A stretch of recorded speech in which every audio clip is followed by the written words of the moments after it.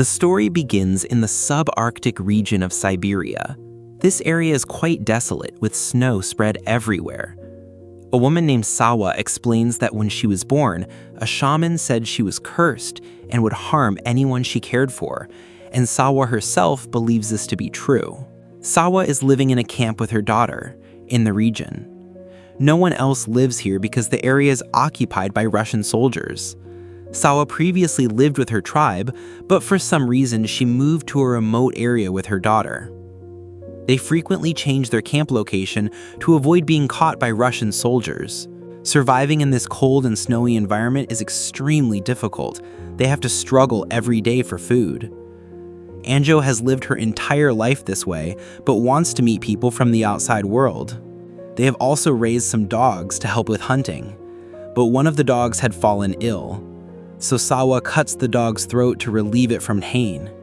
After this, Sawa and Anjan gather their belongings and set off by boat to find a new place to live. Further ahead, they spot some Russian soldiers where construction work is happening on railway tracks. Saiba and Anjan are very scared when they see them. They're fortunate, the Russian soldiers don't see them and both quickly leave the area. After traveling for quite some time, they reach an area where no one can find them. This place is perfect for them. It's called the Arctic Tundra. Now both decide to stay here and set up their tent. Then they both go inside the tent to sleep. But Sawa can't fall asleep and starts remembering her past while looking at the wolf's paw she keeps with her. Sawa previously lived with her tribe, but the tribe members believed that Sawa was cursed, and if she stayed with them, something bad would happen to them. So Sawa was expelled from the village. When Sawa is wandering in the forest, she meets a man from a reindeer tribe. That man asks Sawa to join his tribe. Sawa agrees and goes with him and starts living with him. Soon, they fall in love with each other. After some time, that man gives Sawa this wolf's paw. At that moment, Sawa remembers the shaman's words, that whoever she loves or takes care of will be destroyed. Thinking about this, Sawa gets scared. The following day, when Sawa heads out hunting with her loyal dog, she stumbles upon a man who is severely injured, nearly frozen in the snow, and on the verge of death from starvation. He suddenly collapses and passes out. Sawa approaches the man with a weapon in her hand. Seeing him unconscious on the ground, she begins stealing his personal belongings, but suddenly the man regains consciousness and weakly asks her for help. Sahiba thinks she should kill this man, but she feels pity for him and brings him to her tent, but the man falls unconscious again. Sahiba treats his wounds and takes care of him. Then Sahiba starts checking the man's belongings, in which she finds a map and a radio. After a while, when Anja arrives, she is surprised to see the man and asks Seva, "Who is this man?" To this, Seva explains, "I don't know who this is. When I went hunting, he collapsed injured in front of me and lost consciousness. If I hadn't brought him here, he would have died." After a while, when the man regains consciousness, he says his name is Loki. Anja tells him, "You are very lucky that Seva saved you, because we don't trust anyone easily."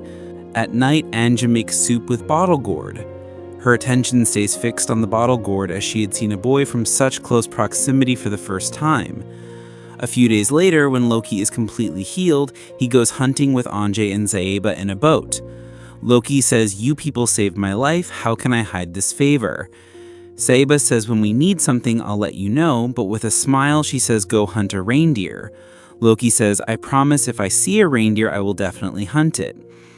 Then these people get off the boat and go to a snowy area where they see a seal. Sahiba hunts it, and then they return to the tent. At night, Sahiba and Anja start eating the seal's meat raw because Sahiba was from a tribe where meat was eaten this way. Loki finds this very strange and cooks the meat before eating it. Then Loki shows his radio to Anja and plays music on it. Anja and Sahiba saw a radio for the first time and felt very good listening to the music. Here, Sahiba is looking at Loki as if she's moving towards him because Sahiba has been alone for years. She asks Loki, "How did you come here?" Loki explains, "Russian troops came to my village one day. They forcibly captured some men for labor. While working, I got a chance and escaped from there. Then I wandered for many days without food or water. That's when I saw you and you saved my life." Loki says, If Russian soldiers see me, they will kill me. Sahiba says when the cold subsides, you should leave from here. Until then, you can stay here with us, because Sahiba was afraid that they could get into trouble because of Loki. The bottle gourd is beautiful and strong, and Ranja starts to be attracted to it. She asks to comb her hair with the bottle gourd, which her mother used to do. Loki smilingly starts combing Inja's hair, but Sahiba doesn't like this, and she lowers her eyes because she likes Loki. The bottle gourd would have understood this too. The next morning, without asking Lady Lauki, he takes her gun and goes to hunt a red deer in the desire to fulfill his promise to Anja. When he spots a reindeer in one place and is about to take aim and shoot, 2 Russian soldiers appear and capture Loki, preparing to take him away in their boat. But Loki pulls out his knife and cleverly kills both Russian soldiers one by one. Then he takes their supplies and heads back to the tent. Here, Sahiba tells Anjo that she shouldn't talk to Loki. You don't know him well enough yet, but Anjo refuses to listen to Sahiba. Angry, Sahiba walks out of the tent. Just then, the bottle gourd arrives with the soldier's supplies. She tells him she needs to talk about something important. She wants to tell him that he is cursed, but before Sahiba can tell this to Loki, Anja arrives there. Loki tells her that he has brought a lot of food, which makes Anja very happy, and they both go inside the tent. Anja and Loki now start spending time together. This was becoming painful for Sahiba, and she begins thinking about her past, and the story shifts to the past. One day when Sahiba returns to her tribe from hunting, she sees that someone has killed all the people of the tribe. Seeing this, she breaks down but notices that her boyfriend is still alive, though tied up with rope. When he sees Sahiba, he gestures for her to hide. Following his advice, Sahiba hides because the Russian soldiers who had killed the villagers were now with her boyfriend. A soldier approaches Sahiba's boyfriend, slits his throat, and kills him, and he dies struggling right before Sahiba's eyes. Seeing this, Sahiba cries.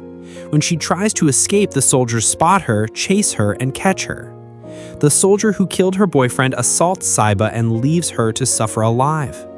Sahiba goes to her boyfriend, unties his rope, and holds him to her chest, crying. She sees that he has a knife in his hand that he was using to cut the rope, but he was killed by the rosy soldier before he could cut it. Sahiba keeps the knife with her, and just then, she hears a baby crying from inside the tent. She goes and sees that there is a small baby girl. When she starts to leave with the baby, a soldier tells her that people like you have no right to live here. Once I eliminate people like you, this area will be ours. Hearing this, Sahiba understands that these people are doing this to take control of natural resources. The soldier says that we have lost our way. You will have to take us to the mainland.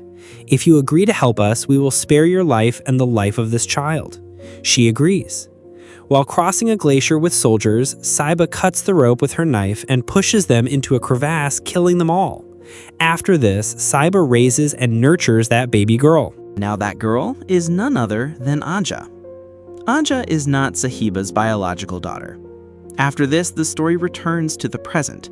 Sahiba becomes emotional remembering all this, and tears come to her eyes. Days slowly begin to pass. Anja and Loki start spending even more time together than before.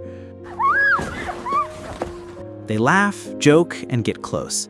But Sahiba doesn't like this at all. She feels jealous seeing them together. Sahiba fears that Loki will take Anja away from her. One day, Lauki asks Anja, "Why do you and Sahiba live here alone?" To this, Anja says, Sahiba doesn't like living with people. Maybe she's afraid of something, and because of Russian soldiers, we keep moving from one place to another. At night, when Anna and La are talking to each other, Sahiba can't tolerate it. She quietly picks up her gun and goes out hunting.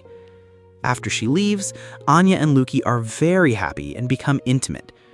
The next day, Loki goes hunting. He spots a reindeer and successfully hunts it, fulfilling his promise to Anja.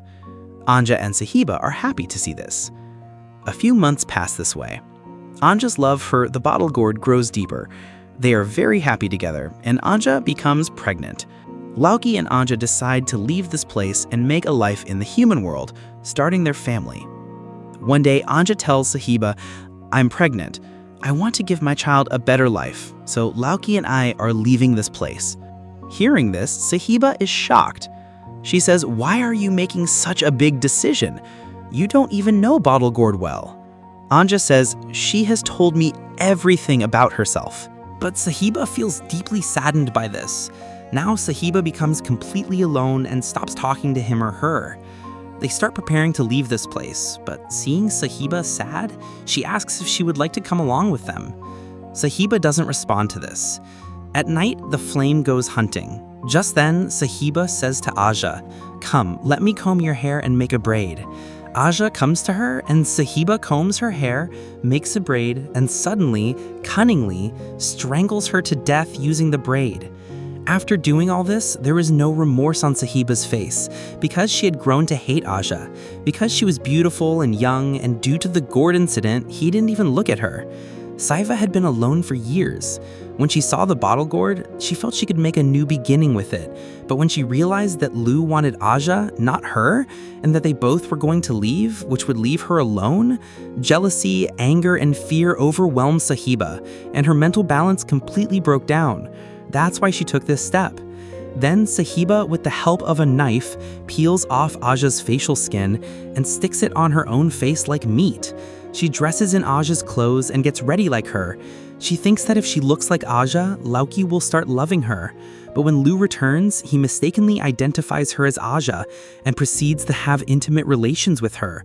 She tries to keep Lu from finding out the truth. She says, "I like you very much." But hearing her voice, Lu becomes suspicious. He looks at her face carefully, touches the skin, and realizes that this is not Aja, but Sahiba, and Sahiba has killed Aja. Terrified, Lu runs out of the tent and flees from there, while Sahiba sits inside the tent crying. This shows how a person who reaches the limit of loneliness, jealousy, and acceptance can become insane and destructive. And with this, the movie ends.